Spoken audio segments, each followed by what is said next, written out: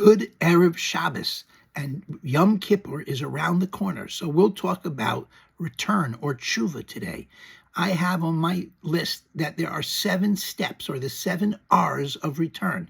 The first is you have to recognize what you did was wrong. The second is you have to refrain from doing it. Stop what you're doing.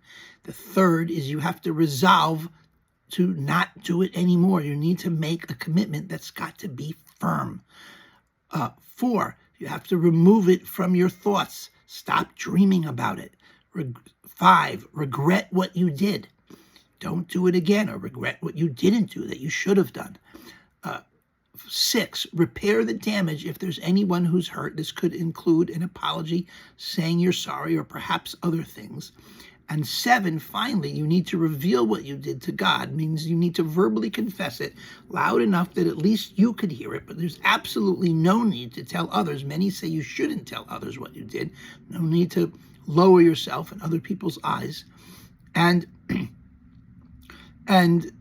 reveal what you did to God. And one of the reasons you need to say it and speak it and not just think it, and this is the only step that's a mitzvah. The other 6 steps are intrinsically logical based on the fact that you did something you shouldn't have done, or you didn't do something you should have done.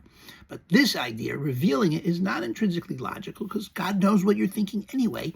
Why do you have to say it? And the answer is you're using speech, which is comes from the human soul, to counteract what you did, which was act with your animal soul, or what's sometimes called the Yetzer Hara, the inclination that tends to drive towards evil.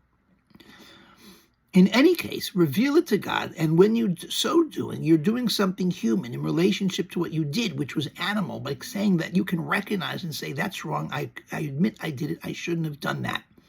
These are the steps. Of course, it's a lot harder than it sounds.